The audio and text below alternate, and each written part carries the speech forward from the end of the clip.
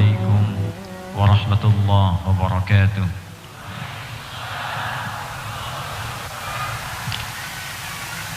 الحمد لله الرحمن علم القرآن خلق الإنسان علمه البيان فجعل القرآن هدى للناس فقال شهر رمضان الذي أنزل فيه القرآن هدى للناس فخص الهداية للمتقين فقال ذلك الكتاب لا ريب فيه هدى للمتقين. اللهم صل وسلم وبارك على رسولك الكريم النبي الأمين أرسلته رحمة للعالمين وجعلته مصدر هداية للناس كافة. وصل وسلم وبارك على سيدنا محمد وعلى آله وصحبه وأمته إلى يوم الدين. أما بعد فيا عباد الله أوصي نفسي وإياكم بتقوى الله فقد فاز المتقون فلا تموتن إلا وأنتم مسلمون. وقال تعالى يا أيها الذين آمنوا اتقوا الله حق تقاته ولا تموتن إلا وأنتم مسلمون. Hadirin sekalian, alhamdulillah kita masih diberikan oleh Allah kesempatan untuk hidup dan masih beriman sampai dengan siang hari ini kepada Allah Subhanahu wa taala. Semoga keimanan keislaman kita mampu dikuatkan oleh Allah Subhanahu wa taala dan kita jaga sampai dengan kita wafat kepada Allah. Karena itu seringkali Nabi sallallahu alaihi wasallam memberikan pembuka pada kesempatan sesi tausiah beliau ataupun sesi ta'lim beliau ataupun sesi pemberian mau'izah hasanah beliau kepada para sahabat dengan mengutip satu ayat dalam Al-Quran surah ketiga Ali Imran ayat 102 yang memberikan pesan kuat untuk menjaga takwa secara benar, karena ada orang mengaku bertakwa tapi tidak menunaikannya dengan benar. Maka turunlah surah Ali Imran surah ketiga itu ayat 102. Ya ayyuhalladzina amanu, hai semua orang yang telah mengatakan dirinya beriman, semuanya. Kalimat ya ayyuhalladzina amanu itu disebutkan 68 kali dalam Al-Quran. Ya-nya harfun nida disebutkan 361 kali dalam Al-Quran. Itu linida'il qarib wal mutawassit wal ba'id, untuk memanggil orang yang jaraknya dekat, menengah ataupun jauh. Jadi kalau disandingkan dengan kalimat iman, seakan-akan Allah ingin mengatakan, hei semua pemilik iman, ada yang imannya merasa kuat sehingga dekat dengan Allah, dipanggil sholat misalnya jam 4.35, jam 3 sudah datang, ataupun orang yang imannya menengah, masih ada iman, alladzina, dan iman itu kalian miliki oleh semuanya. Alladzina itu ismun mausulun yadullu ala al-amiyah, disebutkan 1080 kali dalam Al-Quran, menunjuk pada semua orang tanpa kecuali. Jadi baik besar, kecil, tua, muda, laki-laki, perempuan, sepanjang merasa masih punya iman. Kata Allah, jaga iman itu dengan cara meningkatkan takwa. Di takwa itu cara kita menjaga iman. Kalau seseorang tidak mengerjakan takwa, maka imannya akan terus turun. Apalagi kalau berbuat maksiat.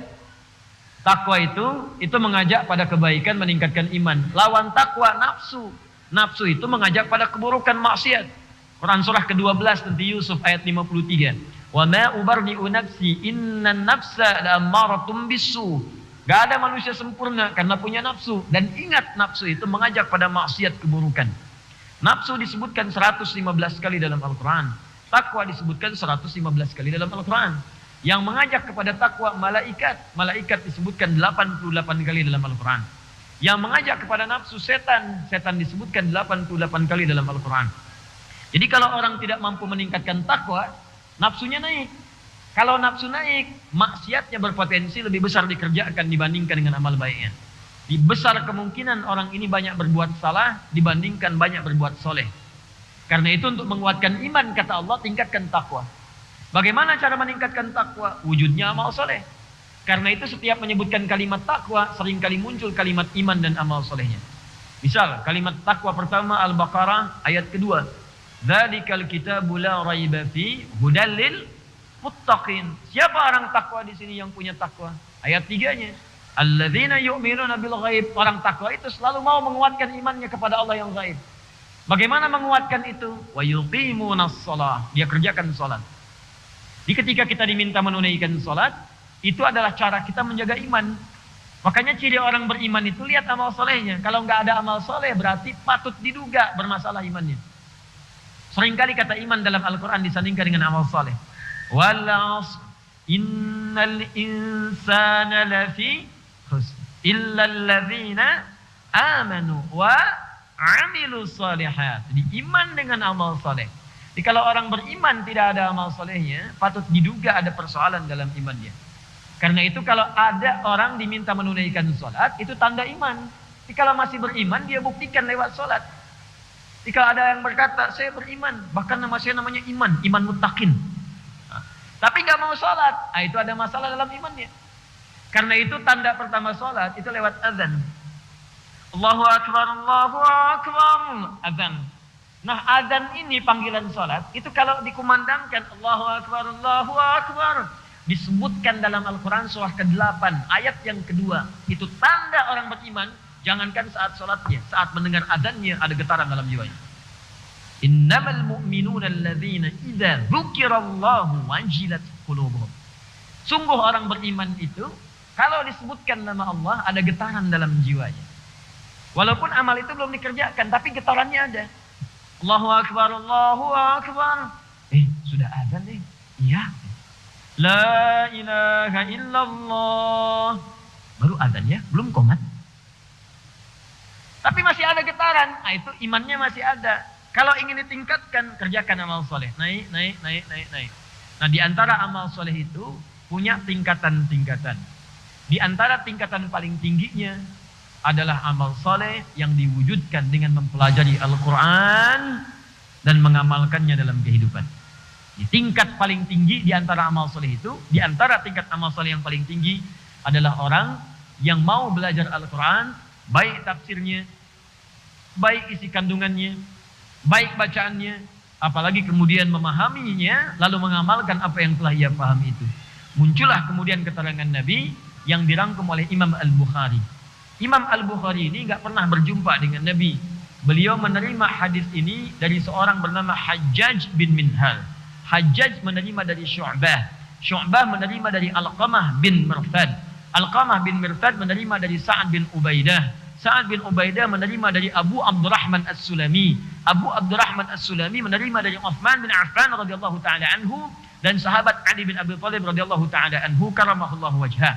Keduanya menerima dari Rasulullah sallallahu alaihi wasallam. Tersambung sanadnya. Qala Rasulullah sallallahu alaihi wasallam, khairukum man ta'allama al-Qur'ana wa 'allamah. Khairukum, jika ada orang baik di antara kalian, maka yang paling baik itu adalah man ta'allama al-Qur'ana wa 'allamah, yaitu orang yang mau mengkaji, belajar memahami isi Al-Qur'an, kemudian dari pelajaran itu dia mengamalkan isinya dalam kehidupan yang ia kemudian lalui. Maka dari itu saya kemudian merenungkan hadis inilah yang menjadikan saya kemudian membuat perusan kurikulum kita dalam kajian di Masjid Al-Fathu ini. Setelah kita menyelesaikan kurikulum pembuka dalam dakwah yang kemarin, saya ingin berikan dulu bekal-bekal ilmu dalam dakwah melalui isi Al-Quran, sehingga dengan bekal ilmu itu nanti materi selanjutnya untuk berdakwah semakin mudah untuk dipraktikkan. Karena dakwah tanpa ilmu itu mustahil. Seperti iman tanpa ilmu pun, iman tanpa ilmu bisa melahirkan perbuatan yang salah dalam ibadah. Antum beriman, imannya kuat banget, pengen dekat dengan Allah, ilmu belum ada. Besok pengen sholat subuh, bisa 3 rakaat. Ya, itu yang bisa keliru. Orang puasa Daud, dia sholat Daud. Orang Senin puasa, Selasa tidak. Dia subuh sholat, duhur tidak. Asar sholat, maghrib tidak. Semangatnya tinggi, cuman sayang tidak diiringi dengan pengetahuan yang lengkap. Ya karena itu insya Allah kita akan mulai mengkaji Al-Quran Al-Karim. Dari keterangan tentunya para sahabat-sahabat dari kalangan ulama sebelumnya yang sampai kemudian kepada Rasulullah SAW sebagai penafsir terbaik yang langsung diberikan wahyu oleh Allah Subhanahu wa taala. Hari ini saya akan berikan muqaddimah, karena itu saya tidak bawakan dulu kitab. Nanti saya rincikan kepada teman-teman kitab tafsir yang bisa dijadikan rujukan dalam bahasan kita. Saya kalau ngaji tafsir biasanya tafsirnya saya kumpulkan. Ini misalnya tafsir Al-Qur'anil Azim. ya, Ibnu Katsir. Kemudian tafsir Al-Maraghi misalnya. Ada tafsir Ruhul Ma'ani lil Alusi misalnya. Ada tafsir Mafatihul Ghaibnya misalnya Fakhr Razi. Ada tafsirnya misalnya Asy-Sya'rawi, Tahrir wa Tanwirnya Ibnu Asyur. Dijelaskan satu-satu, nanti dilihat setiap kalimat, setiap huruf apa maknanya di setiap kitab tafsir ini. Lalu disimpulkan jadi satu, baru dibuat sebuah modul. Nanti untuk patokan kita dalam setiap pertemuan, saya nanti tunjukkan satu kitab, mungkin jadi patokan kita untuk bacaan standar. Tapi insya Allah setiap pertemuan kita coba berikan kurikulumnya dan kesimpulan-kesimpulannya sehingga mudah nanti untuk dipahami dan diamalkan insya Allah. Siap ya? Baik, hari ini kita insya Allah akan kaji muqaddimah pembahasan tentang surah Yusuf. Surah ke-12. Saya ulangi, surah Yusuf. Surah ke-12. Kadang-kadang menjadi surah favorit para ibu-ibu. Sampai ada di masyarakat menyebar, kalau sedang mengandung, kandungan sudah 4 bulan, kemudian bayinya ingin ganteng, tampan, dan soleh, maka baca surah Yusuf. Kalau ingin cantik dan soleha, baca surat Maryam. Sampai kiamat kurang 2 hari dibaca, gak akan nyampe. Karena yang dimaksud dibaca itu, kata para ulama, bukan sekedar dibaca. Bukan sekedar dikejar hatam, tapi dipahami isinya. Kalau lahir laki-laki, didiklah seperti Nabi Yakub mendidik Yusuf alaihi wassalam, seperti disebutkan dalam runtutan kisah di ayat itu. Kalau lahir perempuan pengen seperti Maryam, baca suratnya, pahami isinya, lalu amalkan pendidikan Hannah dengan Imran dalam mendidik Maryam, amalkan oleh bapak ibu. Hannah itu bukan nabi, Imran bukan nabi, keluarga biasa, tapi bisa mendidik anaknya sampai dengan dekat dengan Allah Subhanahu wa taala. Keluarkan metodenya, didik anaknya. Itu yang dimaksud lahir perempuan seperti Maryam, lahir laki-laki seperti Yusuf alaihi salam. Kalau cuma dibaca nggak dipraktekkan, belum tentu bisa meraih apa yang didapatkan. Baik, surah Yusuf, surah ke-12 yang tersusun dalam urutan mushaf dalam Al-Quran. Dari 114 surah, dibuka dengan Al-Fatihah, diakhiri dengan An-Nas, posisi ke-12 terletak surah Yusuf. Bapak Ibu sekalian, surah ini disebut oleh para ulama di antara surah yang banyak pesan, hikmah, dan manfaatnya bagi kehidupan. Di semua surah dalam Al-Quran itu banyak pesannya, banyak manfaatnya, banyak keistimewaannya. Tapi surah ini digarisbawahi oleh para ulama, ada pesan-pesan dan hikmah yang sangat istimewa, karena menceritakan sebuah kisah lengkap sempurna dari awal sampai akhir, dan kisah itu diisyaratkan di surah-surah ini, di ayat-ayat ini, kisah itu boleh jadi akan sama dialami oleh orang-orang setelahnya, walaupun peristiwanya berbeda, tapi rasanya akan sama. Bisa, mohon maaf, ada yang pernah punya saudara kemudian terlibat iri hati? Ada. Anda misalnya punya anak 3 orang, satu dengan yang lainnya bisa berselisih. Bagaimana cara mendamaikannya? Kalau dari kecil saja rebutan permen gak bisa didamaikan, nanti rebutan warisan bisa saling menyakiti. Kecil rebutan permen gak bisa didamaikan, dewasa rebutan warisan bisa saling bunuh, bisa menumpahkan darah. Sampai muncul bab dalam faraid, dalam ilmu waris, jika ada ahli waris kemudian membunuh saudaranya, maka mahjub, dia tidak mendapatkan warisan. Kenapa muncul kalimat itu? Karena memang berpotensi di kemudian hari terjadi sifat iri hati yang dibisikkan oleh setan di antara persaudaraan itu. Maka surah Yusuf di antaranya memberikan gambaran kepada kita bagaimana memberikan nilai kasih dan sayang pada hubungan saudara dan saudari di keluarga supaya harmonis sampai di kemudian hari. Surah Yusuf juga, Bapak dan Ibu sekalian, menghadirkan ujian yang komplit dalam kehidupan dan cara menyikapinya. Jadi kalau Anda merasa sedang punya masalah, maaf ya, Nabi SAW sedang punya persoalan. Berat dian persoalannya. Tidak mudah dihadapi. Yang diturunkan oleh Allah diantaranya surat Yusuf. Saat sakit, turun kisah Nabi Ayub alaihissalam.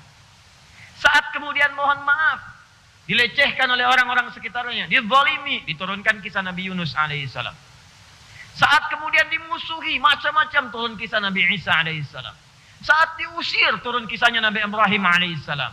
Tapi yang paling menarik, saat semuanya terakumulasi ujian-ujian itu, turunlah kisah Nabi Yusuf alaihissalam. Muhammad sallallahu alaihi wasallam, engkau dari kecil dirawat, bapak tidak ada, tapi ada ibu yang menyayangi, ada kakek yang menyayangi, ada paman yang menyayangi. Ini Yusuf dari kecil sudah diuji. Kecil sudah dimusuhi oleh saudara-saudaranya. Bayangkan, 12 bersaudara, 10 memusuhi. Beliau hanya dengan adiknya. Dan dalam kondisi itu, ibunya sudah meninggal dunia. Dan kan ibu itu kan tumpuan. Saya, Anda yang laki-laki, kebanyakan curahkan pada ibu kalau sedang ada masalah. Walaupun ayah ada, tapi tetap ngobrolnya sama ibu. Ini Nabi Yusuf, dari sejak kecil, punya persoalan dengan 10 saudaranya. Mereka iri hati dengan beliau. Mereka merasakan Yusuf tantangan. Mau cerita ke siapa? Ibu sudah tidak ada. Dari kecil. Dimusuhi, dibuang ke dalam sumur. Anda bayangkan. Dijual. Dari kecil tuh, dijual pada orang yang tidak dikenal. Masuk ke sumur, dibawa oleh kafilah. Setelah itu dijual. Anda bayangkan. Setelah itu apa yang terjadi? Jadi budak, dipasarkan. Dari kecil. Kecilnya diiri hatikan, dilempar ke dalam sumur, dibawa oleh orang kemudian dipasarkan, dijual, dibawa jadi budak. Tumbuh remaja, digoda oleh perempuan, difitnah. Halo? Remaja. Setelah itu apa yang terjadi? Dimasukkan ke dalam penjara. Dihukum juga di situ beberapa tahun. Dan mengalami tindakan yang tidak menyenangkan juga. Setelah itu apa yang terjadi? Puncaknya Allahu Akbar. Allah ganti semua nilai kehidupannya. Yang tadinya terasa tidak menyenangkan itu.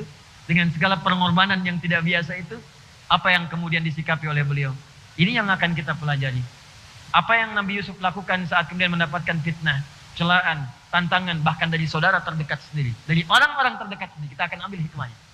Bagaimana Yusuf menyikapi ketika difitnah melakukan misalnya selingkuhan dan zina.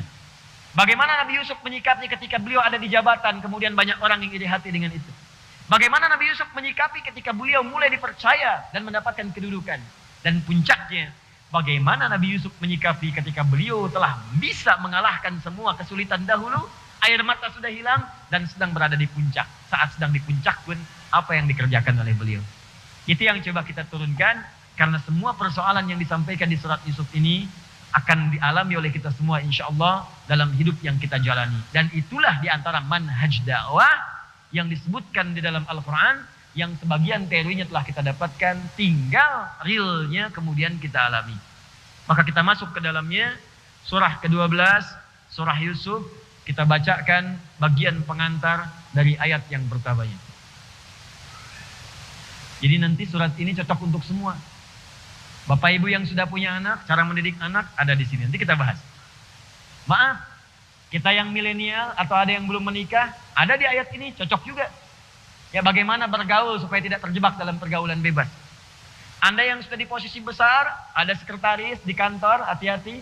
Kebanyakan bosnya laki-laki, sekretarisnya perempuan. Lebih banyak melihat sekretaris dibandingkan dengan melihat istri di rumah, bagaimana menyikapinya.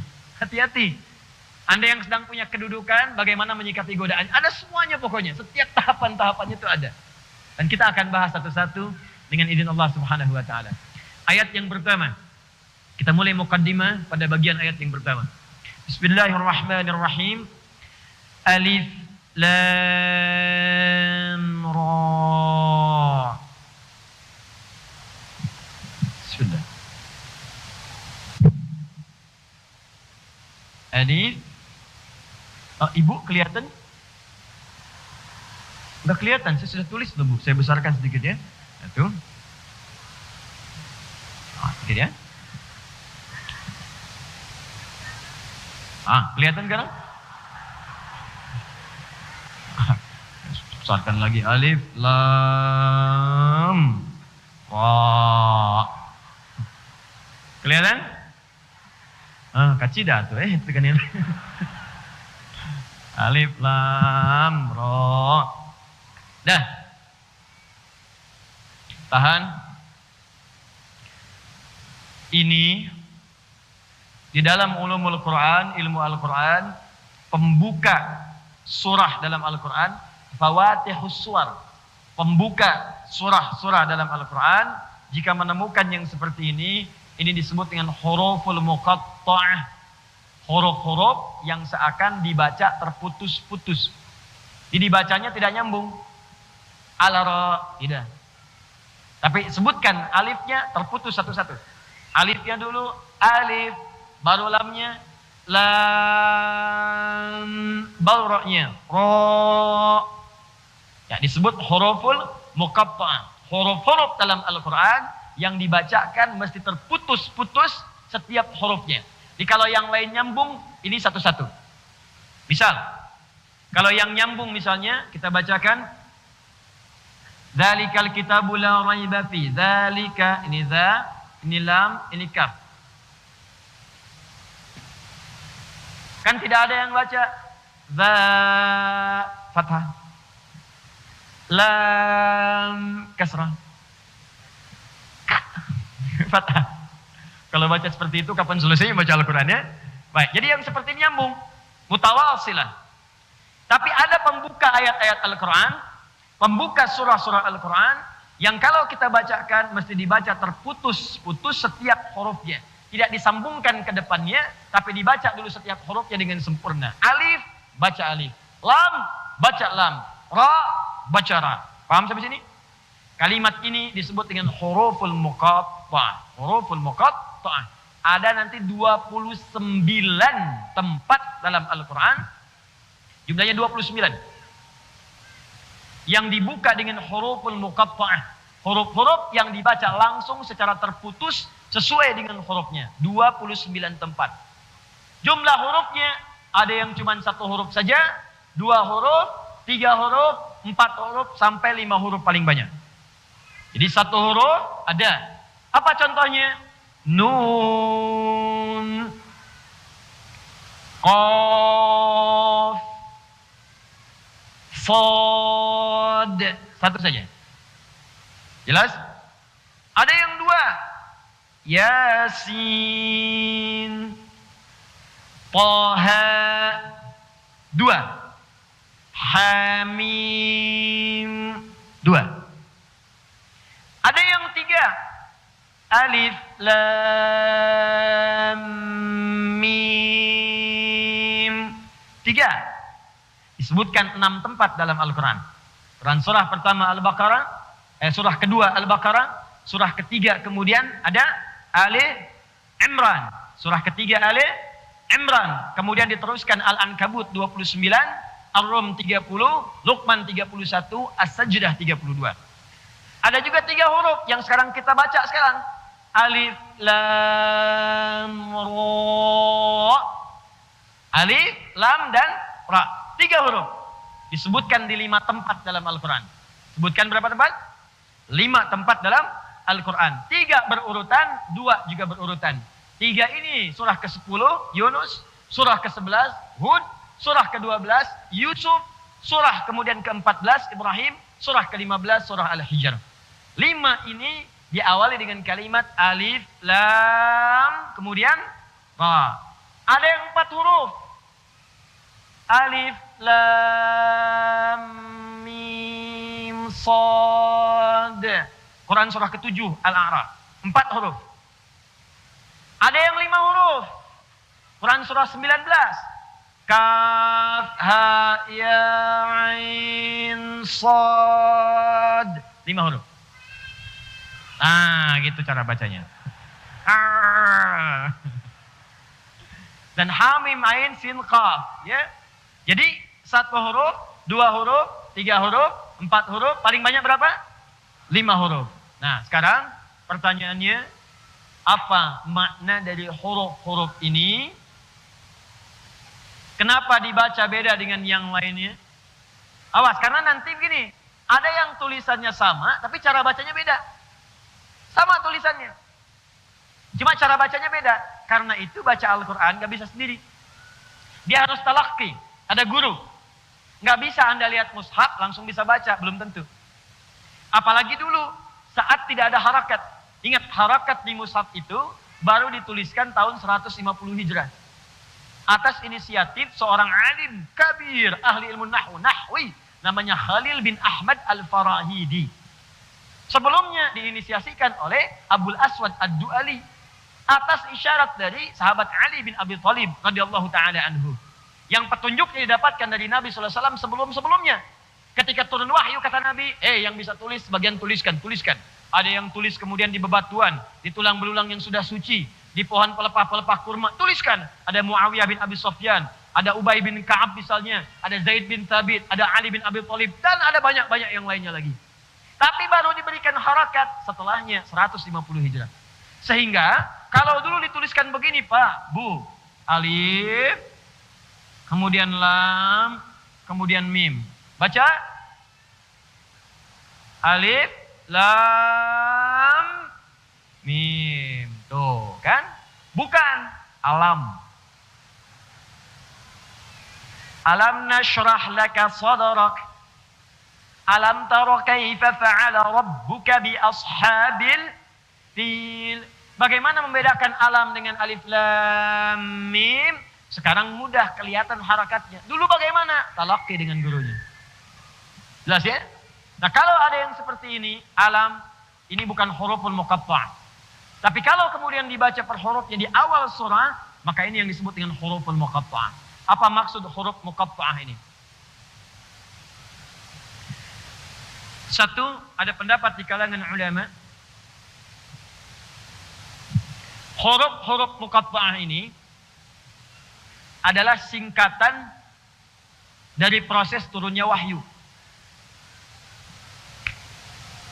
Huruf-huruf muqatta'ah ini adalah singkatan dari proses turunnya wahyu sesuai dengan jenis hurufnya. Ini pendapat pertama. Misal, seperti alif lam mim atau alif lam ra. Itu ada yang mengatakan alifnya kembali kepada lafaz Allah. Allah. Lamnya kepada Jibril. Lam. Mimnya Muhammad sallallahu alaihi wasallam. Atau kalau dia ra kepada Rasul. Di alifnya dari Allah, lamnya dari malaikat Jibril, ra-nya kemudian kepada Rasul. Ini pandangan kelompok yang pertama. Ada yang mengartikan ini Allah. Lamnya ke malaikat Jibril. Ra-nya kepada Rasul. Dari mana taunya Rasul? Lihat di mim yang sebelumnya, Muhammad sallallahu alaihi wasallam. Ini pendapat yang pertama. Diseakan-akan ingin mengatakan semua ayat-ayat Al-Quran ini, semua firman yang sampai ke Muhammad SAW ini bukanlah kreasi Nabi Muhammad, tapi semua ayatnya bersumber dari Allah Subhanahu Wa Taala. Ini firman Allah yang disampaikan melalui malaikat Jibril, diteruskanlah kepada Rasulullah Muhammad SAW. Ini pendapat kalangan ulama tafsir yang pertama. Jikalau Bapak Ibu ngaji tafsir, di kitab-kitab manapun yang sifat kitabnya komplit, ini pasti pendapat pertama ini disebutkan. Silakan ngaji misalnya kitab tafsir ya, yang komplit disebutkan. Ibnu Katsir ka, Al-Qurtubi ka, Ruhul Ma'ani ka, Mafatihul Ghaib ka, pendapat pertama ini akan disebutkan. Walaupun pendapat yang ini disampaikan oleh para ulama yang lain termasuk pendapat yang lemah sifatnya. Ya. Dimasuk golongan kata sebagian ulama ini pendapat sifatnya kirata. Kira-kira nyata. Ya. Jadi dilihat-lihat nih. Dan orang bertanya lagi, oh kalau alif lam ra begitu, apa artinya alif lam mim shad? Alifnya Allah, lamnya malaikat, mimnya Muhammad, shadnya siapa? Kalau alif lam mim kemudian demikian, alif lam mim shad apa? Lalu alif kemudian lam ra, diartikan seperti itu. Lalu yang kedua kaf ha ain shad, kaf ha ya ain shad artinya apa? Nun artinya apa? Yasin artinya apa? Nah jawaban itu tidak sampai komplit seperti yang sebelum-sebelumnya. Karena itu, para ulama kemudian jumhur memberikan pandangan, dan pandangan ini yang paling tepat untuk kita dapatkan. Jika Anda temukan dalam Al-Quran, surah-surah dibuka dengan huruf-huruf muqatta'ah.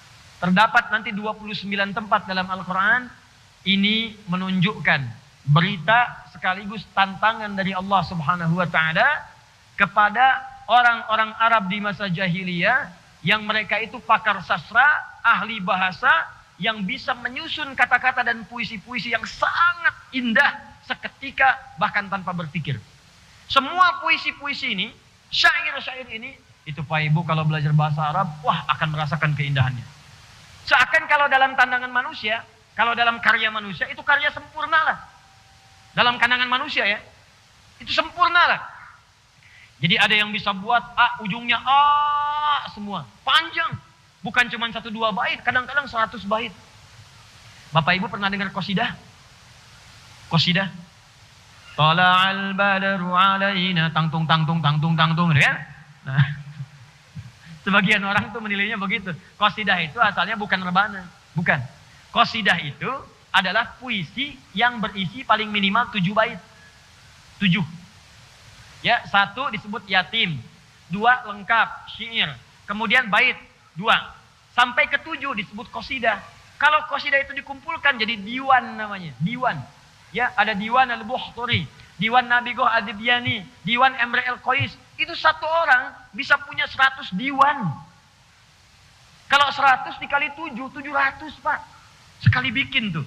Dan kehebatan orang Arab masa itu, mereka punya kemampuan dengan bahasa sastranya teman-teman sekalian. Itu bisa membuat puisi, bikin syair, bikin lirik. Hanya seketika melihat apa yang dilihat seketika jadi. Lihat antum pakai baju hijau, bikin puisi.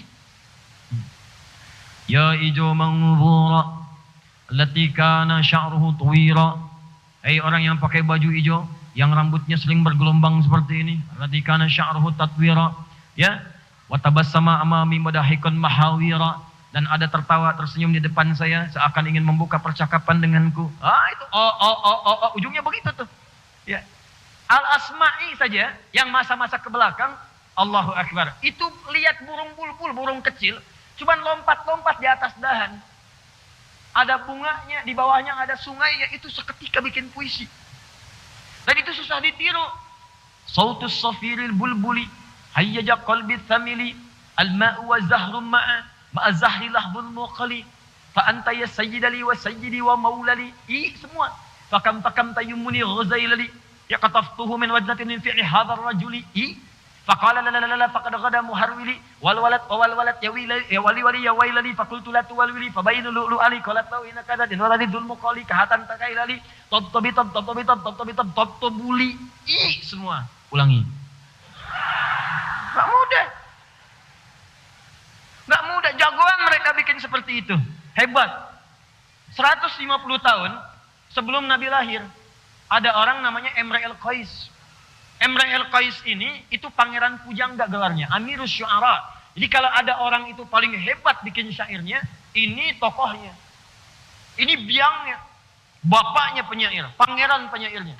Jadi Bu, Pak, jadi di masyarakat Arab itu nanti ada setidaknya 3 yang berpengaruh dan selalu kontes. Itu tiap hari ada hari kelima. Ya. Hari pertama Ahad, hari kedua Isnin. Hari ketiga Sulasa, diserap ke bahasa Indonesia Selasa. Hari keempat Arbi'a, Rabu. Hari kelima Kamis di kita. Diserap. Dan mereka itu kumpul-kumpul, pergi, nanti pulang. Pulang itu kontes semua, 3 golongan kontes. Golongan pertama itu golongan tujar. Ya, jamak dari tajir, pedagang. Dia menyebar, kumpul, nanti tanding kekayaan. Kekayaan yang paling tinggi diangkat jadi hartawan terhormat. Hartawan terhormat. Di dulu-dulu itu yang ada abu, dia itu kaya-kaya. Abu Jahal, Abu Lahab, gitu kan? Itu kaya-kaya tuh, hartawan. Yang sekarang misalnya, itu nggak ada bapaknya.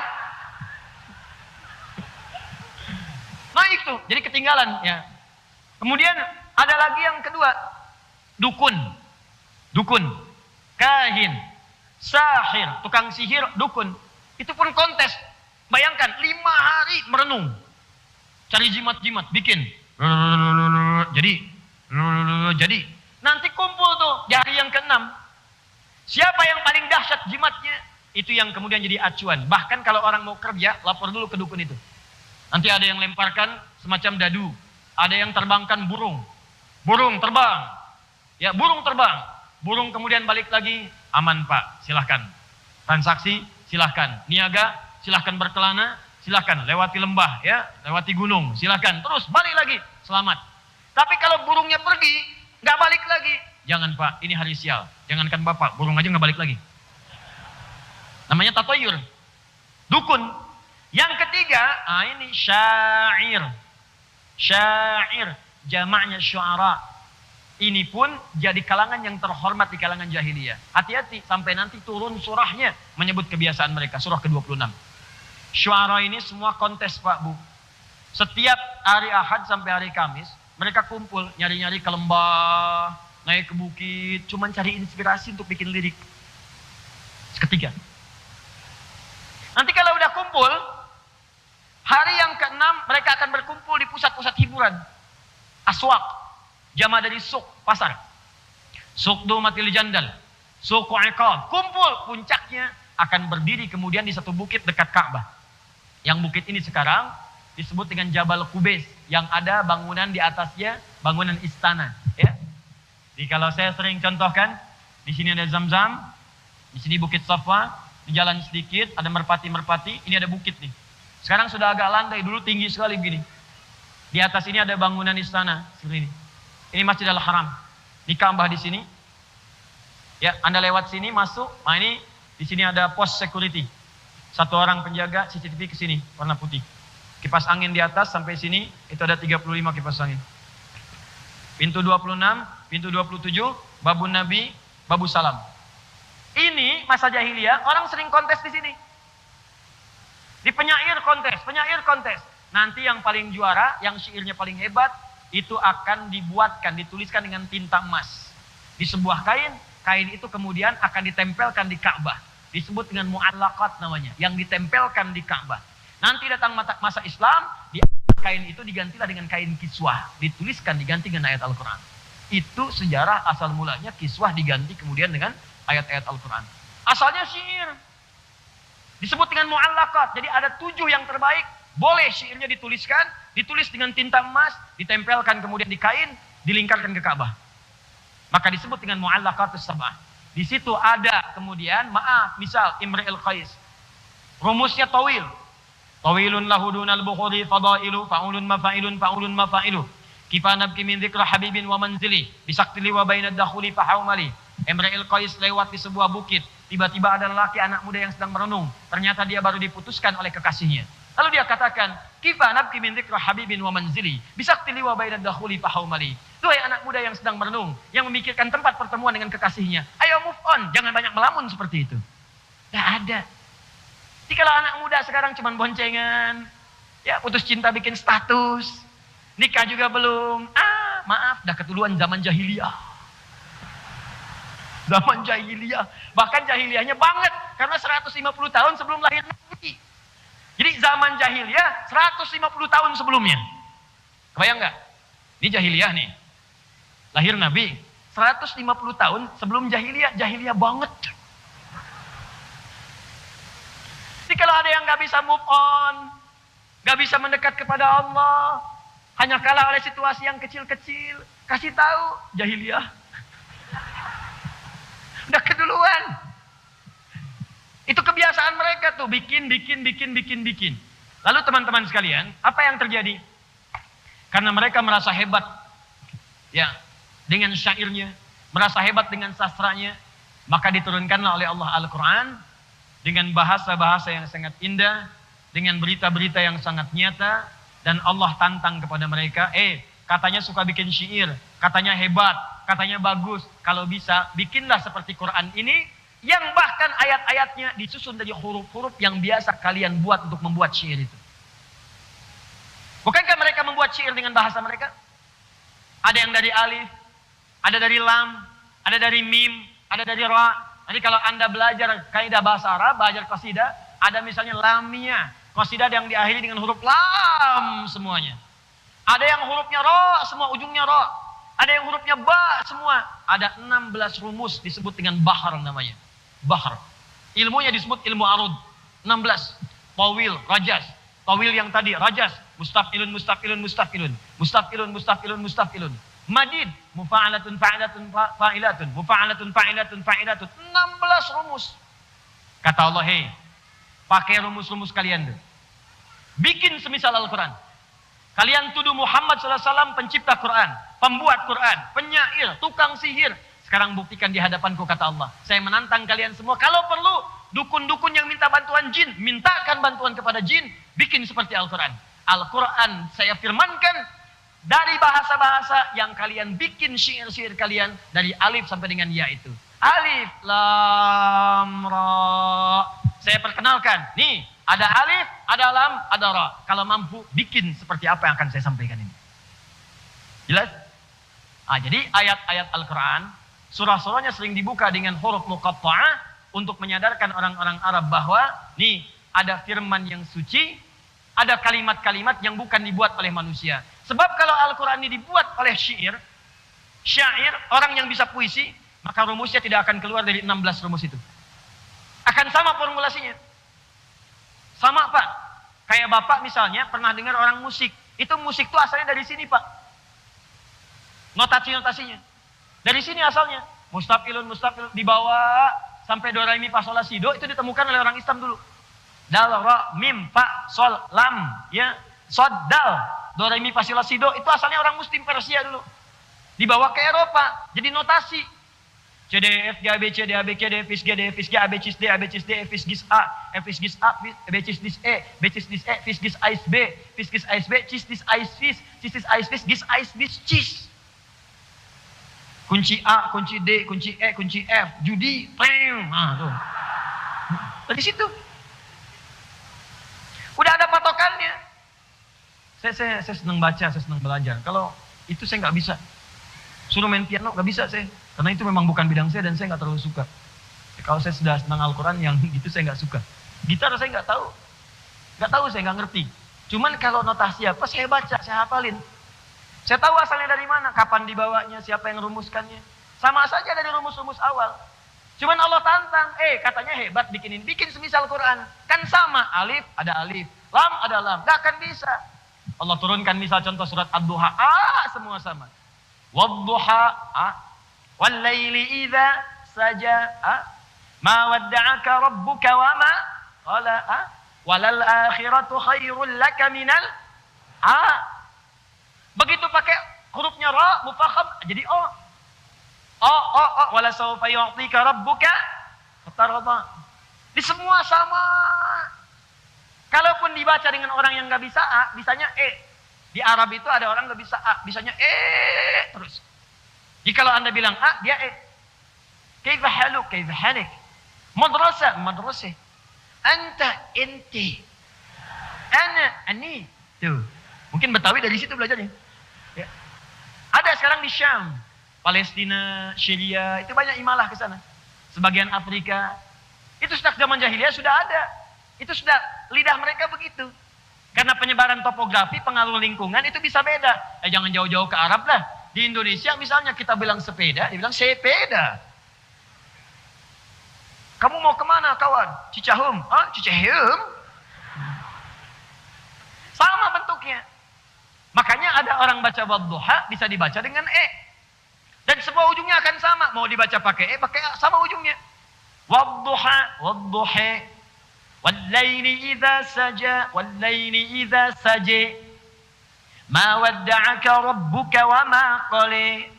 Walal akhiratu khairul laka minal ula. Ketawa.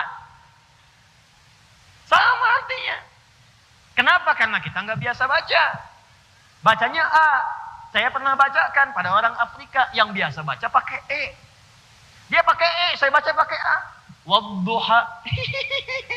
Tawa. Sama kayak itu tuh. Betul.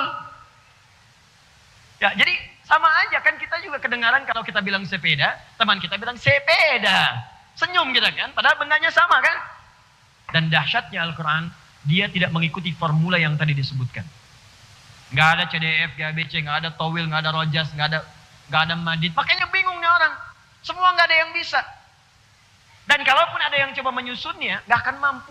Dulu Musailamah Al-Kadzab pengen coba ikutan. Maaf ya. Turun surah Al-Fil. Alam tara kaifa fa'ala rabbuka bi ashabil fil. Dia bikin surat dengan nama yang sama Al-Fil. Al-Fil. Gajah. Khurtumuhu tawil. Sama, il, tapi nggak ada maknanya. Al-fil, gajah. Khurtumuhu tawil, belalainya panjang. Cuman nyipati gajah aja nggak ada maknanya. Al-Quran beda. Alif lam ra.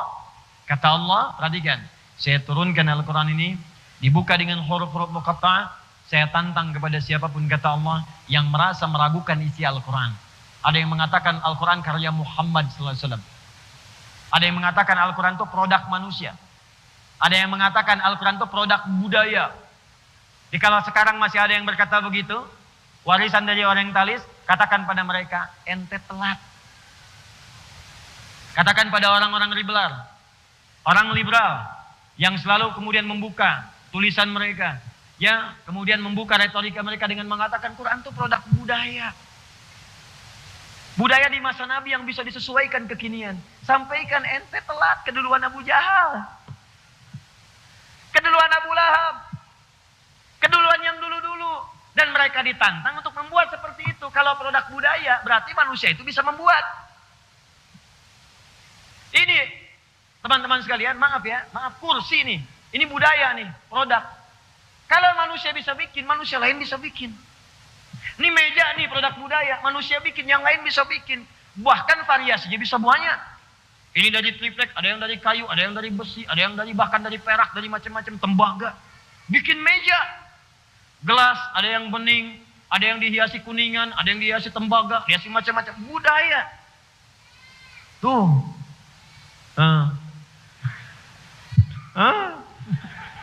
Budaya. Jadi kalau produk manusia, semua bisa bikin.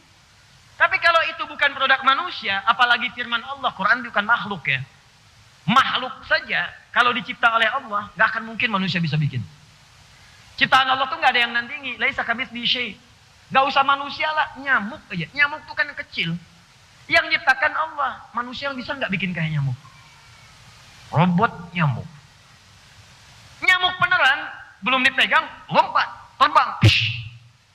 Robot ciptaan manusia, robot nyamuk. Kalau mau dipukul, gak bisa terbang. Gerak juga tidak. Jadi akan selalu berbeda antara ciptaan Allah dengan ciptaan manusia. Apalagi firman Al-Quran itu bukan makhluk. Al-Quran firman Allah. Sudah pasti gak akan bisa disaingi manusia. Cara berpikirnya begitu. Kalau ada yang mengatakan Al-Quran itu produk budaya. Al-Quran itu produk yang ada pada masa itu. Bisa disesuaikan. Ente cara berpikirnya telat. Kalau produk budaya, semua orang bisa bikin. Ditantang oleh Allah kalau bisa bikin seperti ini. Kalau perlu kumpulkan jin yang biasa menemani engkau. Jin aja gak mampu. Wah, jin itu kekuatannya bisa lebih hebat daripada manusia. Jin bisa lihat manusia, manusia gak bisa lihat jin. Jin bisa lihat jun, jun gak bisa lihat jin. Cuman saya pengen ngasih tahu aja, jin aja nyerah. Inna sami'na Qur'anan ajaba yahdi ila rusyd fa'amanna bi. Aduh, kami mendengar Al-Quran ini begitu mengagumkan. Kami gak bisa menyaingi, bikin gak bisa, menyerupai gak bisa. Yang kami pilih beriman aja deh. Jin aja mendengar Al-Quran bisa beriman. Antum yang bukan jin dikasih Qurannya, masa gak iman? Jin, Pak. Halo, jin. Dengar Quran, beriman. Yahdi ila rusdi. Ini Quran ini nunjukkan kita pada yang benar, kata jin. Yuk kita iman, aman Nabi. Kita iman nih semua sama Quran. Jin, bayangkan. Manusia dikasih langsung mushafnya. Ada Qurannya. Baca bisa tiap hari. Gak iman juga, tentu ingun. Keterlaluan. Dia ada yang salah dalam dirinya. Apalagi ketika dia mengatakan, ini produk manusia, produk budaya. Bisa kita robah tuh isi otakmu. Ya. Ini pasti ada yang salah. Jelas ya? Jadi kalau ada kalimat alif lam ra, alif lam mim, nun, yasin, toha. Ini artinya, ada yang penting di ayat-ayat setelahnya yang ingin disampaikan. Sampai Allah berani menantang sebelum ayat itu disampaikan. Hei, jangan ragukan nih apa yang mau saya sampaikan. Saya mau menyampaikan berita penting. Kalau masih ragu juga, bikin seperti apa yang mau saya sampaikan. Jadi kenapa dibuka dengan alif lam ra? Hikmah keduanya, jika ada ayat Al-Quran dimulai dengan huruful muqatta'ah, ini artinya ayat-ayat setelahnya berisi informasi yang penting, yang sangat bermanfaat, yang tidak boleh kita kemudian abaikan walau sekedar diragukan. Jadi meragukan saja tidak boleh, apalagi kemudian kita tidak menyimak dengan baik atas apa yang akan disampaikan. Kalau kita mau ragu saja, kata Allah, kalau kamu ragu, bikin aja seperti apa yang saya buat. Ya. Wa in kuntum fi raibin mimma nazzalna ala abdina fa'tu bi suratin min wad'u syuhada'akum. Terus min dunillahi in kuntum shadiqin. Kalau ragu, bikin semisal itu. Makanya kalimat pertama huruf muqatta'ah dalam Al-Qur'an itu kemudian disandingkan dengan kalimat mesti yakin jangan ragu. Alif lam mim huruf pertama muqatta'ah. Di Al-Baqarah, dzalikal kitabu la raiba fi. Jadi isi yang akan saya sampaikan ini kata Allah, jangan pernah diragukan karena semuanya penting dan kita butuhkan dalam kehidupan. Sekarang apa yang penting itu dan bagaimana kita menyikapinya? Kita lanjutkan kepada ayat yang kedua dan di sini kita akan berhenti sejenak pada muqaddimah pertama dari bagian surah Yusuf ayat yang pertama sampai dengan ayat yang keduanya. Supaya ada bekal yang dibawa. Saya tidak ingin nanti Anda keluar dari sini udah siang-siang, situasi juga lelah kan? Kondisi tidak biasa, pulang ditanya, belajar apa tadi? Tafsir. Apa? Surat Yusuf. Apa maknanya? Alif Lam Ra. Apa itu Alif Lam Ra? Kalau berani bikin aja semisalnya, mau nantang Allah. Oh, Masya Allah. Sudah? Sudah? Alif Lam Ra. Tilka ayatul kitabil mubin. Fokus. Lihat mushaf terjemahan. Nanti kalau bulan depan ngaji lagi, minimal bawa mushaf ya. Dulu pernah saya bagikan di sini supaya bisa terlihat nanti. Tilka ayatul kitabil mubin. Pelan-pelan. Mohon sabar mengaji dengan saya, terutama kalau ngaji Al-Quran. Ngaji tafsir dengan saya tidak akan tinggalkan setiap huruf kalimat dari Al-Quran. Gak akan pernah Anda belajar dengan saya tafsir Al-Quran. Saya terjemahkan misalnya secara umum, gak akan pernah. Saya akan bahas setiap kalimatnya, hurufnya, bahkan harokatnya kalau itu ada. Jadi mungkin kita bahas ini, maaf boleh jadi mungkin selesai dalam setahun, mungkin 2 ayat, 3 ayat, mungkin saja. Sabar. Dan surah Yusuf ini, saya mau berikan rahasia Bu, khusus ya Bu ya, kalangan ibu khususnya. Dan para ayah ya, yang punya anak-anak kecil. Saya mau kasih rahasia penting di siang hari ini antara kita saja. Ya betul. Ada pesan dari ulama kita. Kalau bapak ibu ingin memberikan pendidikan terbaik untuk anak sebelum dia tumbuh dewasa, maka kisahkan kisah Yusuf ini setiap malam sebelum anak tidur. Makanya kita pelajari nanti. Dari mulai kecil terus. Bahkan ada yang berkata, belum tentu dalam setahun kisah ini tuntas, walaupun tiap malam dikisahkan. Daripada dibacakan kisah 1001 malam. Dibacakan kisah Kotaro Minami menjadi Satya Baja Hitam. Ya, kisah Sensei iya, bertemu dengan misalnya Ricky. Ya, bertemu dengan Yoga, debu-debu intan. Dan gak ada isinya. Kembalikan ke Al-Quran, nanti kita akan lihat. Ya, saya hafal tuh, saya lihat. Tapi apakah lihat? Enggak. Nonton tidak, tapi saya tahu. Ya. Yuk kembalikan. Tilka ayatul kitabil mubin. Fokus. Tilka ayat. Saya mulai dari kata ayat dulu. Di situ bentuknya jamak. Tilka ayatul kitabil mubin. Ayat. Begini bentuknya. Fokus. Ayat. Ini jamak dari kata ayatun. Jamak. Ayat. Ini bentuk tunggalnya. Singular. Mufrad. Ini bentuk jamaknya. Ayat sering diartikan tanda. Tanda itu sifatnya ada 3 kalimat secara umum. Ada 3 istilah. Yang kadang disebutkan 2 di dalam Al-Quran. Selebihnya dalam hadis atau bahasa Arab biasa. Ada 3 kalimat. 1, simatun. Atau samatun.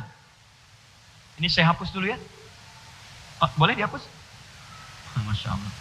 Boleh. Temuan pertama di Al-Fathu datang sendiri. Makan sendiri, nulis sendiri, ngapus sendiri.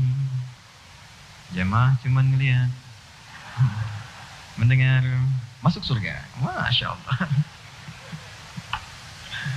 Ya Allah. Fokus.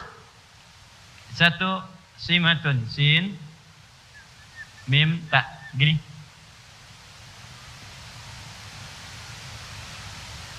Taknya kadang diganti bisa menggunakan waw. Letaknya di depan. Wasmun. Atau kalau bersambung dengan kata ganti, ini taknya bisa berubah jadi ya. Kemudian setelahnya diberi alif. Misal, sin, kemudian ya, mim, alif, begini. Sima. Disambungkan dengan kata ganti, misal hum. Hum. Simahum, tanda-tanda mereka. Itu ada di Quran surah ke-48 ayat 29. Simahum fi wujuhihim min atharis sujud. Mana Qurannya? Muhammadur Rasulullah walladzina ma'ahu asyidda'u 'alal kuffar ruhama'u bainahum tarahum ruk'an sujjada yabtaghuna fadlan minallahi wa ridwana simahum fi wujuhihim min atharis sujud. Simat, tanda. Asalnya simatun. Apa simah itu? Artinya tanda yang menunjukkan kepemilikan. Tanda yang menunjukkan kepemilikan. Kalau di Arab itu misal, ini mau Idul Adha nih, Anda beli sapi, Anda beli kambing, atau orang Arab beli unta, maka dia akan tuliskan tanda di unta itu. Bisa dengan cap misalnya. Bisa dengan tulisan tertentu. Nah itu tanda itu disebut simah namanya. Simatun. Jadi kalau Anda lihat, Anda bikin tanda misalnya ya. Nama Anda Asep. Ya, Asep. Beli kambing. Anda tandain misalnya pakai huruf A. A. Di tubuhnya. A kemudian P kecil. Jadi ketika Anda lihat kambing itu, Anda bisa katakan ini punya saya. Ini orang Arab mengatakan tilka simatuha. Itu tanda kambing dia. Jelas ya? Dalam Al-Quran, pemilik tanda sujud di wajahnya yang sangat dekat dengan Allah, ada orang rajin sholat, saking rajinnya sholat, disebutkan orang ini punya kedekatan dengan Allah yang luar biasa. Apa tandanya? Nampak di wajahnya. Simahum fi wujuhihim min atharis sujud. Ada orang saking dekatnya dengan Allah, dan orang ini hati-hati. Dia itu kalau dia berangan-angan, menginginkan sesuatu misalnya, bukan angan-angan dalam pengertian negatif, khayal, bukan. Dia ingin sesuatu, ini orang belum mengangkat tangan, sudah dikabulkan oleh Allah Subhanahu Wa Taala. Firasatnya kuat. Anda nggak bisa berdusta di belakangnya, karena dekatnya dengan Allah. Firasatnya kuat. Siapa orang ini? Dia akan kelihatan tandanya di wajahnya. Tanda yang dimaksud di sini jumhur ulama mengatakan bukan tanda hitam di dahi. Bukan. Nggak setiap orang punya tanda hitam ini menunjukkan dia punya keistimewaan di sisi Allah, bukan. Ya, tapi orang memang ada yang rajin sholat punya tanda hitam di wajah. Tapi yang ini spesial. Yang ini spesial, dia punya tanda kedekatan di aura, ada aura kebaikan, ada kemuliaan di wajahnya, dan punya kedekatan luar biasa. Kalimatnya bukan jabhah tapi wujuh. Jamak dari kata wajhun. Wajhun punya dua arti. Pertama wajah dari mulai tampak depan ini semuanya. Yang kedua dari ujung kepala sampai ujung kaki. Bukankah Anda kalau sholat wajjahtu wajhiya lilladzi fataras samawati wal ardh. Anda katakan ya Allah, saya hadapkan wajahku sepenuhnya pada penguasa langit dan bumi. Kalau wajah diartikan ini saja, berarti ngadap sholatnya begini, itu kiblatnya begini. Wajahnya aja. Ya, jadi yang dimaksudkan dari ujung kepala sampai ujung kaki. Ada yang kedua, wajah itu yang dimaksudkan cuma tampak muka saja. Contohnya apa? Ayat wudu. Quran surah ke-5 ayat ke-6. Fagsilu wujuhakum. Ya ayyuhalladzina amanu idza qumtum ilas shalah. Hei orang-orang beriman, kalau ingin menunaikan salat dengan sempurna, fagsilu wujuhakum. Mulai berwudu, basuhlah wajahmu. Bukankah yang dibasuh wajah bagian depan? Semua kan? Oh nggak bisa, wajah dari atas sampai ke bawah guyur semua. Tidak. Bagian depan saja sesuai contoh Nabi. Nah maka orang ini, orang yang dekat dengan Allah, punya tanda dia, wajahnya begitu mulia, ditatapnya enak. Jadi kalau ngelihat orang ini adem gitu, tenang, ada harapan kemuliaan. Jadi kalau Anda menatap dia, ingatnya akhirat, ingat tahajud, ingat baca Quran, ingat Allah. Itu luar biasa. Kan ada orang begitu kita tatap, kita lari. Ingat utang. Macam-macam. Hati-hati ya, hati-hati. Jadi orang yang bermanfaat, berubah. Sehingga ketika orang lihat itu, orang merasa nyaman. Dan ada orang yang banyak yang tidak populer di dunia, tapi sangat terkenal di akhirat nanti. Sangat terkenal. Nah, ini simah namanya. Dan tampaknya bukan di wajah saja, karena tangannya itu baik, kakinya baik, telinganya baik, lisannya baik. Jadi kemana-mana yang dia kerjakan kebaikan, gak pernah singgah di satu tempat, kecuali tempat itu menjadi baik. Kecuali orang yang memang gak pengen baik. Nabi itu orang baik. Setiap pindah tempat jadi baik. Di Mekah baik, ke Madinah baik. Kecuali orang yang gak pengen baik. Abu Jahal itu dulunya berteman dengan Nabi, gak pengen baik, jadi musuh. Abu Lahab, keluarga dekat Nabi, gak pengen baik, jadi buruk nasibnya. Jelas ya? Itulah simatun, itu yang pertama. Kedua, alamah. Alamah. Ini sudah diserap ke dalam bahasa Indonesia menjadi alamat. Sudah jadi bahasa Indonesia. Alamat. Baik. Kalau ada kata alamat, pelan-pelan. Itu berarti tanda yang mendekatkan pada suatu tempat atau tujuan. Awas ya, nanti ini kelihatannya sederhana nih, baru cuma satu kalimat, tapi nanti Anda akan temukan dan dalam maknanya. Simatun, simahum, wasmun adalah tanda yang menunjukkan kepemilikan. Alamatun, tanda yang mendekatkan seseorang kepada tempat atau tujuan. Karena itu ketika orang ingin berkunjung ke rumah Anda, supaya cepat sampai, supaya dekat, dia akan bertanya, di mana alamatnya Pak? Di mana alamatnya Bu? Anda ingin ke Masjid Al-Fathu, nggak bisa tanya teman, ketik Google, tuliskan alamatnya. Begitu Anda dapatkan alamatnya, cepat sampai ke tujuan. Tak tahu alamat, berputar-putar, berliku, berkelok, belum tentu sampai ke tujuan dengan benar. Itulah alamat. Tapi Allah tidak mengatakan, tilka simatun, tilka alamatun. Awas. Tapi yang Allah firmankan, tilka ayatul kitab. Ayatun. Bahkan jamak bentuknya. Bukan ayatun, tapi ayatun. Ayatun, jamak dari kata ayatun, berarti setiap tanda yang mendekatkan seseorang dengan Allah Subhanahu wa ta'ala.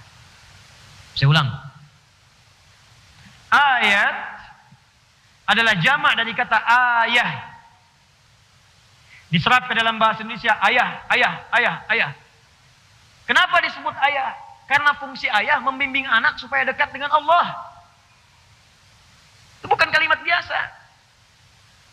Supaya anak itu dekat dengan Allah. Makanya saat berumah tangga, Pak, turun ayat rumah tangga. Dibuka dengan kalimat ayat. Buka Quran surah ke-30 ayat 21. Silakan lihat.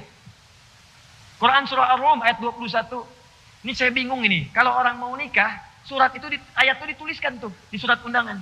Disuruh yang diundang baca, yang undang nggak baca.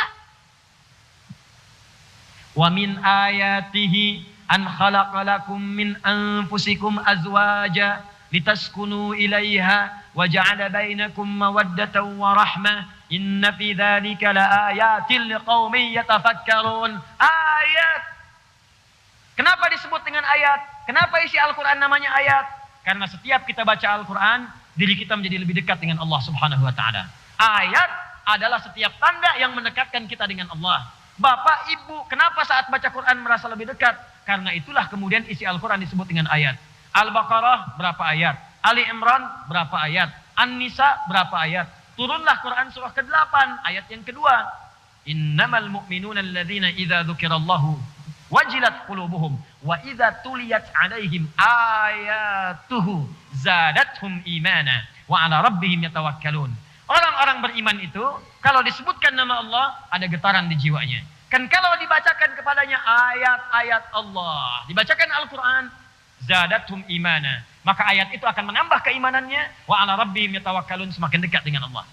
Karena itu, kalau ada ayat Al-Quran dibuka dengan kata ayat langsung. Wa min ayatihi, ayat pernikahan. Kenapa dibuka dengan kata ayat? Ingin memberikan pesan bahwa semua informasi yang disampaikan di ayat itu harus membuat diri Anda lebih dekat dengan Allah Subhanahu wa taala. Makanya sebelum Anda menikah dibacakan ayat tadi untuk memberikan penjelasan, hey, hakikat pernikahan itu kalian berumah tangga, ada suami, ada istri, supaya berpartner mendekat kepada Allah. Jangan sampai setelah menikah jadi jauh dari Allah. Ini aneh Bu, Pak, kalau belasan tahun berumah tangga, puluhan tahun, dengan rumah tangga itu menjadi belum dekat dengan Allah, malah semakin jauh. Itu artinya ada yang salah dengan rumah tangganya. Ada yang salah. Coba lihat, yang tadinya makmum, sholatnya sendirian munfarid, dikirimkan makmum seumur hidupnya. Jadi imam Pak, antum diupdate statusnya. Biasanya kan jarang jadi imam. Ke masjid belum tentu jadi imam. Makmum kadang-kadang. Silakan cek. Sholatnya sering sendirian. Bukankah sholat sendirian pahala yang cuma satu? Nilainya 10. Satu nilainya 10. Quran surah 6 ayat 160. Man jaa bil hasanati falahu asyru amsalihha. Siapa yang mengerjakan satu kebaikan nilainya 10. Sholat disebut hasanah. Quran surah 11 ayat 114. Aqimis sholata tarafain nahar wa zulatan minal lail innal hasanati yudhibnas sayyi'at. Tunaikan sholat dari mulai siang sampai malam, itulah hasanat. Sekali sholat dapat 10. Anda sholat sendirian 10. Anda menikah dikirimkan makmum seumur hidup sehingga tidak punya kesempatan untuk sendirian lagi. Update status naik langsung jadi jamaah. Begitu jamaah dari 1 naik 27. Sholatul jamaati afdalu min sholatil fardhi bi 27 darajah. Gak ada alasan. Gak bisa ke masjid, ada istri. Ke masjid berangkat, jadi imam atau jadi makmum. Update. Jadi kalau ada orang berumah tangga gak mendekatkan dia dengan Allah, pasti ada yang salah di rumah tangganya. Bahkan ketika ada anak, dipanggil ayah. Kalau mau dikaitkan dengan bahasa Arab tadi, ayah dari kata ayat. Anda akan dihisab nanti. Makanya disebut ayah dari kata ayat kalau mau disandingkan kalimatnya. Kalau mau dicari sampai keterkaitannya, ayatun, taknya nggak bunyi, ayah. Madrasatun, madrasah. Jadi kalau tak dibaca di akhir jadi ha. Ayatun, ayah. Kalau mau diambil kalimat itu, artinya apa? Setiap ayah akan dihisab oleh Allah tentang kedekatan anak-anaknya dengan Allah Subhanahu wa taala. Makanya di Quran, sesibuk apapun para ayah itu selalu ditampilkan dekat dengan anaknya untuk membimbing dia ibadah. Coba saya tanya pada Anda ya. Di surat Luqman, yang nasehatin anak dekat dengan Allah, ibunya atau bapaknya? Bapaknya. Idh qala Luqmanu libnihi. Ketika Luqman bapaknya mendekatkan diri kepada Allah melalui anaknya. Nah, jangan musyrik, la tusyrik billah. Ya bunayya aqimis shalah. Nah, ayo salat yuk. Yang ngajak salat bapaknya. Yang menjaga tauhid itu bapaknya. Yang ngajak ke taklim bapaknya. Jadi sesibuk apapun Anda dalam mencari nafkah, jangan lupa harta terbesar itu ada di rumah. Jangan sampai Anda jadi harta keluar, yang di rumah dilupakan. Nunggu. Nabi Ibrahim coba. Nabi Khalilullah dekat dengan Allah. Tapi ke anak masih ada perhatian. Ya bunayya. Quran surah 37 ayat 101 sampai 107. Ya bunayya inni ara fil manami anni adbahuka fanzur madza tara. Masih dengan anak. Nabi Ibrahim alaihissalam ini menetapnya di Palestina, Kanaan. Anaknya Ismail alaihissalam di Mekah. Jarak dari sini ke sini pakai bis sehari 2 malam. Gak percaya silahkan coba. Sehari 2 malam. Ibrahim alaihissalam dalam kesibukannya berdakwah mencari nafkah juga, itu masih sempat menengok anaknya datang ke Mekah. Sampai disebut Ibrahim. Kalau dari bahasa Aramaik, Abraham sang penyeberang, menyeberangi sesuatu untuk berdakwah dan melihat kondisi anak. Ada yang mengatakan dari bahasa Arab, Abun Rahim, bapak yang sangat penyayang. Karena di balik kesibukannya masih menyayangi anaknya. Makanya ketika bapaknya ini punya beban pekerjaan, anaknya merasakan. Kenapa? Karena sering diperhatikan, Pak. Bapak sibuk tapi masih datang. Ngajak bermain, bawa hadiah, bercanda, macam-macam. Ketika bapak punya beban, anak mikir. Bapaknya yang sedang bekerja, bawa batu, tinggikan Ka'bah. Batu, tinggikan Ka'bah. Anak lewat.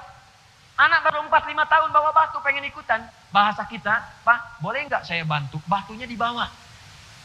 Dibikin di sisi yang lain. Ayo nak bikin nggak apa-apa. Batu bahasa Arabnya hajar. Kalau disusun-susun jadi hijar.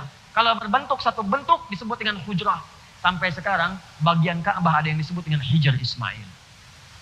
Diabadikan kisahnya surah kedua ayat 127. Bapak mimpi tadi malam, nak. Bapak mimpi nyembelih kamu.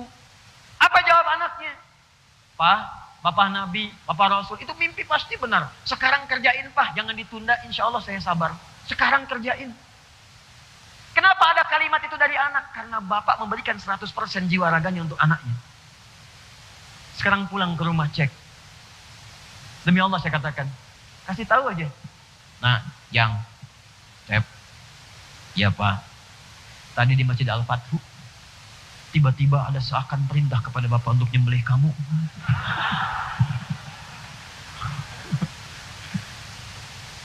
Bagaimana pendapat Ananda? Wah Pak, sesat itu Pak, sesat. Bid'ah. Lari dia. Atau jangan yang tinggi-tinggi lah. Ibu sedang nyapu, kelihatan anak dibantu enggak? Dan ibu yang ngandung dia. Ibu yang memberikan ASI-nya. Ibu yang kadang-kadang menangis untuk merawatnya. Tapi begitu ibu cuma pegang sapu, dibantu enggak? Jangan-jangan ibu yang nyapu, dia yang perintahin, Bu. Mah, lu paling dia dacan. Ini masih kotor. Antum yang isi bensin, anak yang pakai. Antum yang nyuci, dia yang pakai. Kalau terjadi begitu jangan dimarahin dulu. Tanyakan pada pribadi, apa yang telah saya lakukan di masa lalu sehingga dia tidak mengenal saya sekarang. Itu manhaj, teman-teman sekalian. Itu manhaj. Itu indah. Makanya bahasa Al-Qur'annya menggunakan kata ayat, ayah. Ayah, ayah. Kalau anak manggil dengan kata ayah, aduh. Tolong ingat Allah ya. Tolong ingat Allah. Ayah, ayah, ayah. Langsung ingat, ya Allah, udah dekat belum anak saya dengan Allah. Ingat. Saya nggak mau sambungkan dengan bahasa-bahasa lain. Ustaz itu nggak ada kaitannya, terserah, itu terserah Anda. Saya hanya menerangkan apa yang saya pahami. Kalau itu Anda praktekkan, terjaga diri Anda. Ku anfusakum wa ahlikum nara. Jaga diri Anda dan keluarga dari neraka. Jaga betul. Pahami. Jadi kalau itu Anda paham dengan baik, setiap dipanggil ayah, bisa menetes air mata Anda. Kenapa? Bukan cuma bangga anak manggil, tapi Anda pun merasa akan dihisap saya di lewat anak ini. Akan dihisap saya. Akan dihisap. Dan mereka juga ternyata menunggu, Pak. Saya seringkali bercerita bagaimana, ini anak saya saja dari kecil-kecil, itu nunggu, Pak. Pengen bertemu bapaknya. Dan demi Allah saya katakan sampai sekarang, gak pernah mereka seriusnya manggil Ustaz. Tidak. Syekh, gak ada. Mereka rindu ayahnya. Nunggu di rumah, kadang saya pulang malam, Pak. Itu anak saya yang pertama, usia 3 tahun. Dia udah tahu bapaknya pulang malam. Dia sengaja tidur siang supaya malam bangun. Nunggu saya depan pintu, saya masuk dibuka sama dia. Buya! Manggilnya Buya, bukan Ustad. Ustad! Enggak. Dia pengen ayahnya. Apa setelah itu? Main bola yuk. Bayangkan, anak 3 tahun, jam 9 nunggu depan pintu. Anak 3 tahun kan paling tidur jam 8, setengah 8. Jam 9 nunggu depan pintu. Buya, main bola yuk. Ya main bola kita, Pak. Main bola. Udah selesai, apakah tuntas? Belum. Ya, kuda-kudaan, jadi kuda. Dan naik. Tapi ada kenikmatan gitu, lelah. Lihat wajah-wajah jamaah yang punya masalah misalnya. Lihat kertas-kertas pertanyaan. Hilang semua tuh. Semangat lagi. Udah dia tidur, dah. Kita mandikan, malam kita lap, sudah dia wudhu tidur. Kita doakan, kita tatap, ya Allah ke surga gak dengan kamu nanti. Kita berdoa lagi. Setelah itu kita buka-buka lagi, ada pertanyaan apa hari ini. Setelah itu evaluasi, saya salah apa di hari ini. Baru istighfar, baru tidur. Tapi belum tuntas. Ibunya bilang, nah, Buya itu pulang masih capek, masih berdakwah. Kalau besok mau main, jangan langsung main ya. Biar istirahat dulu. Bijitin dulu sama kakak, diajarin tuh. Besoknya nunggu depan pintu, nunggu lagi. Apa kalimat pertamanya? Buya, capek ya? Sini kakak pijitin. Tarik tangan saya. Sini ya, dorong ke kamar. Tidur. Pijitin mandi. Belum 5 detik. Ya, main bola yuk. Tapi air mata saya keluar saat itu. Ya, itu indah gitu. Kenapa ketika Anda tidak dipanggil dengan kalimat itu ayah, boleh mungkin jadi papa, jadi papi, pipi atau yang lain silahkan. Abi, buya, abati silahkan. Tapi ingat setiap panggilan itu akan dimintai pertanggungjawaban di hadapan Allah Subhanahu wa taala. Karena ayat pernikahan dibuka dengan kalimat ayat. tanda yang mendekatkan seseorang dengan Allah Subhanahu wa taala. Sekarang surah Yusuf setelah Alif Lam Ra Allah menantang semuanya, tak ada yang mampu. Kata Allah, "Hei, berikut ini akan saya kisahkan berbagai jenis kisah, hal-hal yang sangat indah yang akan membuat kalian lebih dekat dengan Allah Subhanahu wa taala." Jadi ayat yang akan kita kaji ini, kenapa dibuka dengan kalimat ayat? Allah ingin memberi pesan kepada kita bahwa nanti di balik kisah yang akan kita baca ini, ayat yang akan kita pahami ini, semua tahapan-tahapan setiap hurufnya, kalimatnya akan membuat diri kita lebih dekat dengan Allah Subhanahu wa taala.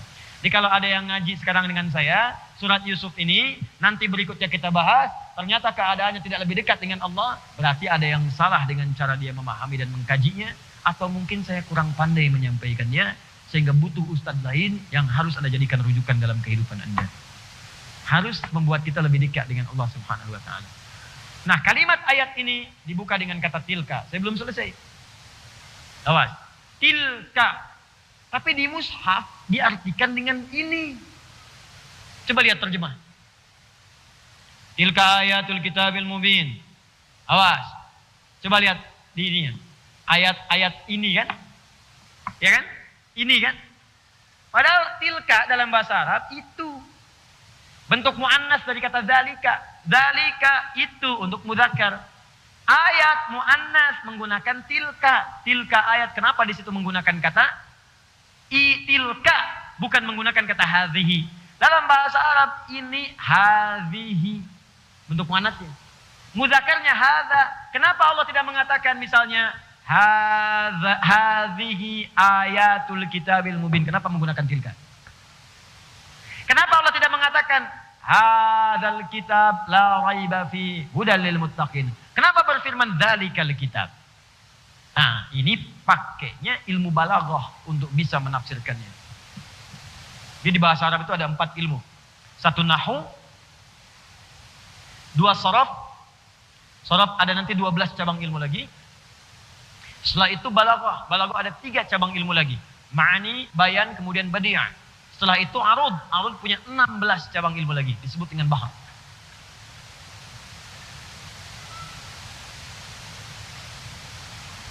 Fokus. Tilka.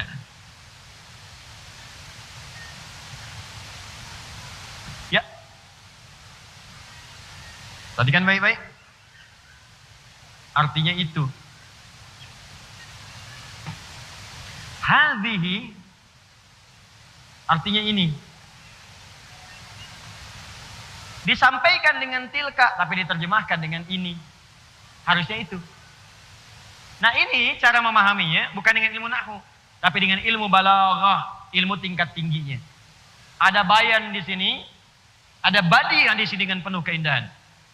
Kalau ada kalimat Al-Qur'an menunjuk kepada ayat, kemudian ditunjukkan dengan kata tilka atau zalika, yang makna asalnya sebetulnya itu. Saya mau tanya pada Bapak Ibu, itu menunjuk pada jauh atau dekat? Jauh. Nih lihat nih. Ini. Hadzal kalam. Spidol ini. Itu. Tilka sa'ah. Jam itu. Jauh. Nah, kalau dalam kalimat Al-Quran, misal, ada ayat, kata ayat, atau Al-Quran, atau Alkitab, diawali dengan bentuk jauh, tilka ataupun dzalika, ini ingin menunjukkan sifat keagungan ayat itu yang jauh dari jangkauan manusia. Sifat keagungan keistimewaan ayat itu yang jauh, yang tidak bisa kemudian diikuti dan disaingi oleh manusia. Seakan-akan Allah ingin sampaikan, hei, saya tantang kalian semua kalau kalian bisa membuat seperti Al-Quran. Jangan ragukan isi Al-Quran, karena Al-Quran itu berasal dari zat yang sangat jauh dari jangkauan kalian, dari Allah Subhanahu wa taala.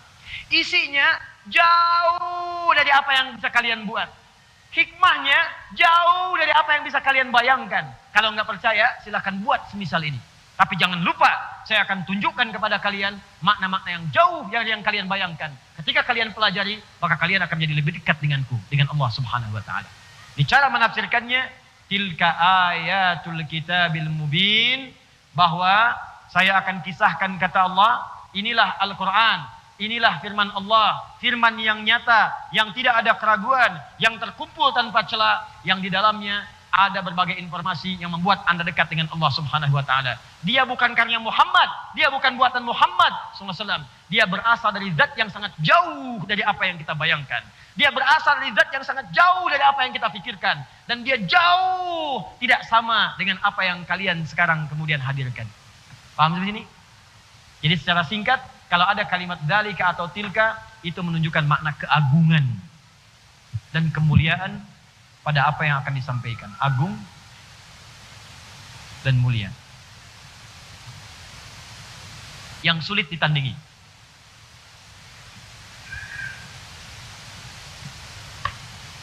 Alif lam ra tilka ayat. Setelah itu Alkitab.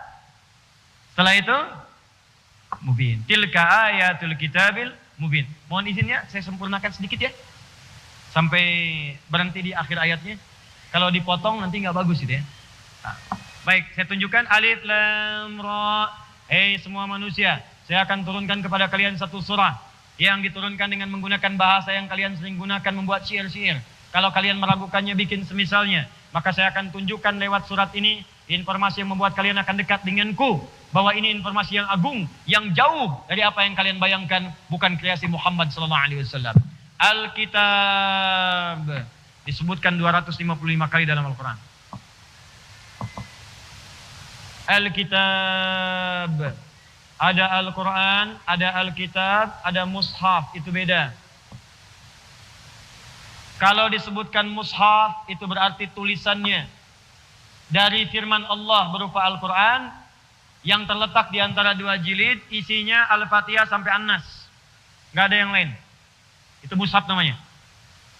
Di mushaf itu firman Allah yang dituliskan, tulisannya dari Al-Fatihah sampai An-Nas, tidak diselingi dengan apapun, dari awal sampai akhir. Di jilid, di antara jilidnya Al-Fatihah sampai An-Nas, itu mushaf. Kalau ada terjemahnya disebut mushaf dan terjemah. Jadi terjemahannya bukan mushaf. Kalau ada tafsirnya disebut tafsir. Jelas ya?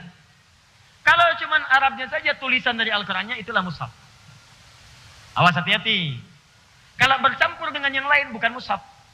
Di gadget nih, di handphone, itu bukan mushaf. Itu aplikasi namanya, jihaz. Jihaz. Tapi boleh kalau ingin baca dari situ, boleh.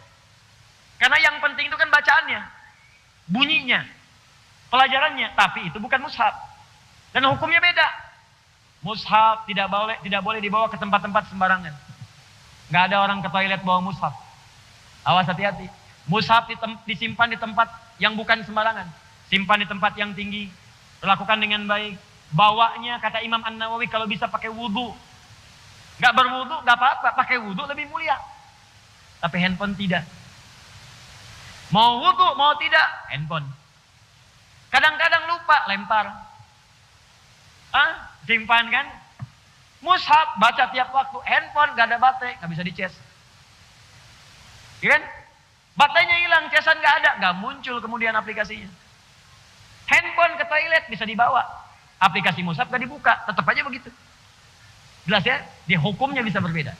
Di kalau mushaf adalah ayat Al-Quran yang dituliskan dalam bentuk tulisan, terletak di antara dua jilid, isinya Al-Fatihah sampai An-Nas. Ada terjemahan disebut mushaf dan tarjamah, disingkat mushaf terjemah. Ada keterangan disebut dengan tafsir, makanya sering disebut dengan tafsir Al-Quran. Jelas? Kalau Al-Quran itu bunyinya, bacaannya, dari kata Al-Qur'u, bunyi yang terdengar. Nah, itu Al-Qur'an. Kalau sengaja diperdengarkan disebut qiraah. Bismillahirrahmanirrahim. Qiraah. Sekali. Kalau terus diulang-ulang tanpa bosan. Terus diulang tanpa bosan, disebut dengan Quran. Kalau dia diulang tapi nggak sama dengan yang lain bisa diulang. Baca ini diulang. Ya, masuk mau upacara Senin, baca Pancasila diulang. Undang-undang dasar diulang. Atau misalnya yang hobi baca bacaan, novel macam-macam diulang. Tapi nggak sama dengan Al-Quran. Karena Al-Quran itu walaupun diulang nggak pernah bosan. Nggak sama, spesial. Untuk menunjukkan sifat spesial, tambahkan alif lam di depannya. Alif lam. Menjadi Al-Quran. Firman Allah yang sifatnya khusus. Tidak sama dengan bacaan lain. Walaupun diulang-ulang tidak akan pernah ada yang bosan kemudian membacakannya. Saya mau tanya pada Anda. Baca Al-Fatihah itu dalam sehari berapa kali? 11 atau 12? Ibu yang 11 angkat tangan. Yang 12? 13? 14? 15? 16? 18? Pasti paling minimal 17 kali, Bu, Pak. Pasti itu. Al-Fatihah itu dalam sehari paling minimal 17 kali. Rumusnya 24-4-3-4. 24-4-3-4. Itu pasti 17 kali. Jadi kalau baca 16, berarti kurang salat subuhnya cuma 1 rakaat. Kalau 18, terlampau soleh. Pasti 17. Kecuali ditambah dengan salat sunnah. Nawafil. 24-4-3-4. 2 subuh, 4 zuhur, 4 asar, 3 maghrib, 4 isya. 17 kali sehari. Pernah enggak ada yang merasa bosan baca itu? Enggak ada. Pernah enggak ada yang merasa pusing baca Al-Fatihah? Never. Tidak ada. Dan yang paling dahsyat, dibacanya tiap hari. Coba bayangkan ya, ada yang lahir dari lahir udah muslim nih. Sampai sekarang muslim, usia misalnya 60 tahun. Dia mulai balik kalau dia laki-laki misal 13 tahun. Dari 13 tahun sampai 60 tahun, udah berapa tahun tuh? Cepat, 57 tahun. 57 tahun, tiap hari baca Al-Fatihah, 17 kali. Setahun kan 365 hari. Berarti 17 kali 365 dikalikan 57. Pertanyaan saya, pernah nggak sakit kepala? Pernah nggak pusing? Pernah nggak berobat ke klinik? Pernah nggak ke rumah sakit? Ada yang terkena stroke karena kebanyakan baca Al-Fatihah. Nggak ada. Tuh. Nggak ada. Ini kalau bukan firman Allah, mustahil Bapak dan Ibu. Mustahil. Coba baca karya manusia. Silahkan taruh misalnya majalah sehebat apapun. Novel sebagus apapun. Baca 17 kali sehari. Besoknya dirawat di rumah sakit. Silahkan kalau nggak percaya. Baca. 17 kali sehari. Jadi karya manusia tuh begitu. Kalau bukan firman Allah ini mustahil begini. Coba tunjukkan pada saya dengan cara apa lagi membuktikan Islam itu benar. Jadi kalau ada yang keluar dari Islam keterlaluan. Mau nyari apa lagi? Orang mencari-cari.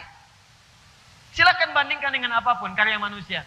Atau kitab yang dianggap misalnya sebagai kitab suci. Bandingkan, baca 17 kali sehari. Silahkan baca. Kalau nggak percaya, silahkan lakukan. Demi Allah saya katakan. Baca, pasti akan ada perbedaan. 17 kali sehari, 17 kali sehari. Cuman Al-Quran yang dibaca seperti itu. Kalau bukan firman Allah, mustahil. Itulah Al-Quran. Dan saya sering katakan, maaf sekali lagi. Kalau Al-Quran itu firman Allah. Musuh yang terbesar itu setan. Makanya ketika semua orang mendekat kepada Allah, setannya bergerak. Cuman Al-Quran yang ketika kita baca, setannya ikut mengganggu. Cuman Al-Quran. Kalau nggak percaya silakan. Memang nggak bosan, cuman cepat ngantuk. Ayo kalau nggak percaya. Anda baca Al-Quran, lihat berita. Neymar nih mau ke Barcelona. Harganya 1,5 triliun. Dibarter dengan Coutinho. Lihat. Cek lagi. Lampard manajer Chelsea. Kemarin kalah tuh 1-0. Walaupun sebelumnya menang 4-0. Baca lagi. Terus bisa bertahan 1 jam. Baca bola aja begitu. Federer kemarin kalah sama Djokovic. Ya, 6-5 skornya. Bagian terakhir. Sampai tiebreak 4 kali. Hafal saya. Walaupun dia sudah mengalahkan Nadal sebelumnya. Hafal. Nonton? Enggak. Membaca aja. Bertahan 1 jam. Tapi Al-Quran tidak. Baru 10 menit. Udah lagi. Fokus.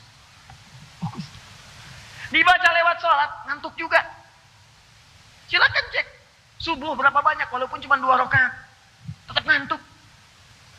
Dan dahsyatnya dalam sholat itu setannya langsung menggoda. Gak percaya silakan. Di Abu Daud itu kan disebutkan. Nomor hadis 857. Ya, begitu Anda bertakbir. Fa idza kabbara bima makna ketika seorang salat mulai bertakbir, maka setan mulai berkata, udkur kada, ingat ini, ingat itu. Maka Anda akan mulai mengingat apapun yang tidak ingin Anda ingat. Nanti asar loh, buktikan. Asar. Oh, Anda sudah siap begini. Bismillahirrahmanirrahim. Fokus tuh. Allahu Akbar. Kunci mobil di mana? Hari ini WA belum dibalas. Besok arisan belum, macam-macam. Sampai yang saya sampai pun sekarang, ada lagi. Nanti pas asar ada tuh di benak, di kepala Anda nanti ada. Pas asar. Ingat ya, kata Ustadz Adi, nanti begitu kamu takbir, akan ada setan menggoda, membisikkan, membuat apa yang tidak ingat menjadi ingat. Itu setan. Pada waktu itu. Sampai selesai. Makanya bahkan ada orang yang sholat, tidak sadar berapa rakaat sedang menunaikan sholatnya. Kalau bukan Al-Quran, setannya nggak akan menggoda. Silakan cek. Apa ada orang main musik digoda setan? Gak ada. Lenggel, biarin aja setannya digoda. Cuma ditiup doang, bagus, terusin. Tapi baca Quran tidak. Ngantuk, jatuh. Ngantuk, itu tandanya Qurannya benar. Itu tandanya firman Allah. Kalau bukan firman, mustahil begitu. Mustahil. Nah, itulah Al-Quran. Kalau Anda ingin lihat Qurannya secara sempurna, bacaannya sempurna, tersusun rapi, tidak ada celaknya. Setiap ada salah harakat ketahuan. Setiap ada huruf yang dibuang ketahuan. Setiap dipalsukan ketahuan. Maka sesuatu yang sempurna, tersusun rapi, terbebas dari celah, nggak ada aibnya, itu disebut dengan kitab namanya. Kitabun. Karena itu, kenapa buku bahasa Arab disebut dengan kitab? Karena buku itu adalah tulisan yang sempurna dari awal sampai akhirnya. Kalaupun ada yang salah harus dikoreksi. Dan Al-Quran kenapa disebut dengan kitab? Tidak ada celah di dalamnya dan sempurna. Setiap ada yang mencoba merubahnya akan langsung diluruskan oleh Allah Subhanahu wa taala, bahkan turun jaminannya di Quran surah 15 ayat ke-9. Inna nahnu nazzalna dzikra wa inna lahu lahafizun. Kami turunkan Al-Quran sebagai zikir untuk mengingatku, kata Allah, dan kami yang jamin untuk menjaga Al-Quran sampai dengan kalian kembali kepada Allah Subhanahu wa taala tetap terjamin sempurna. Mubin, nyata, kelihatan, dibuktikan oleh Allah. Kalau nggak percaya, mubin, nyata. Silahkan Anda cek Al-Quran. Setiap Anda baca, ada kekeliruan, dibuktikan langsung oleh Allah. Salah. Ada yang memalsukan, ketahuan. Salah. Ada yang bikin tandingan, ketahuan. Salah. Mubin, nyata kebenarannya. Jadi Allah ingin menyampaikan ketika dirangkai kalimatnya, tilka ayatul kitabil mubin.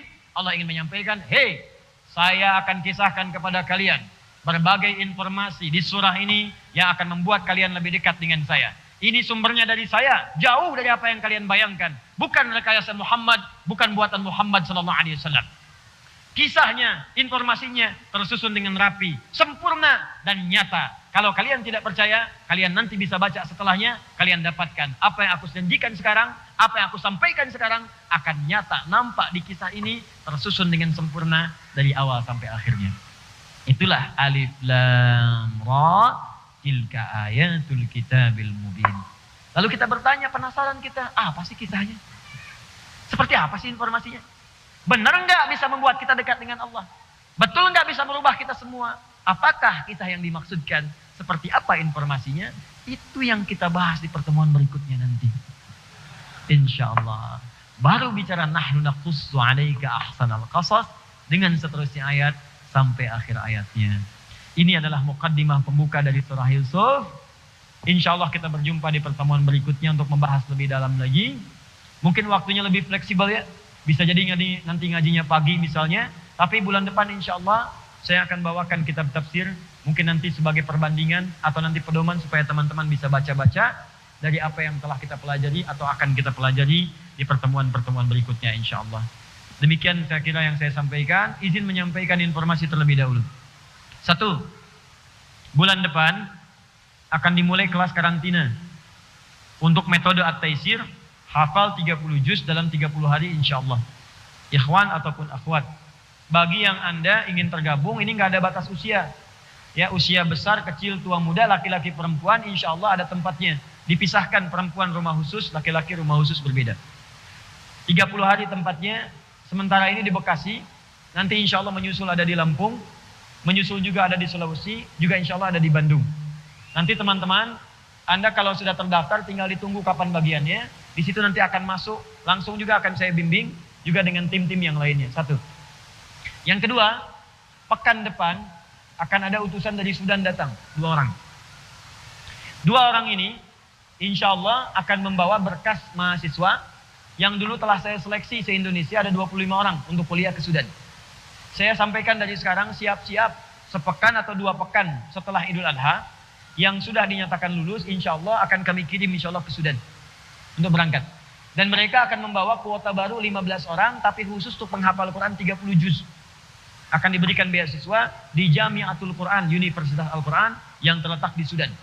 Ya, itu nanti insya Allah pekan depan akan datang, nanti saya akan sampaikan informasinya. Terakhir, yang ketiga, pekan depan pula saya akan membuka seleksi penerimaan khusus program PKU, ya, Pendidikan Kadar Ulama. Itu saya didik langsung, ini angkatan ketiga. Itu langsung saya didik, saya tempatkan di tempat tinggal kami nanti di Bekasi. Kami yang biayai selama tinggal, akomodasinya selama setahun akan saya didik. Nanti setelah itu akan disampaikan untuk kuliah di luar, untuk mempertajam ilmunya. Pekan depan saya akan buka penerimaannya, syarat ketentuannya ada. Nanti silahkan kalau Anda misalnya masuk ke bagiannya, mungkin nanti akan dibuka. Barangkali nanti ada kelas akhwat dengan pembimbing tertentu. Mungkin nanti kita akan lihat. Ya, kalau memang ada kemudahan-kemudahan ini.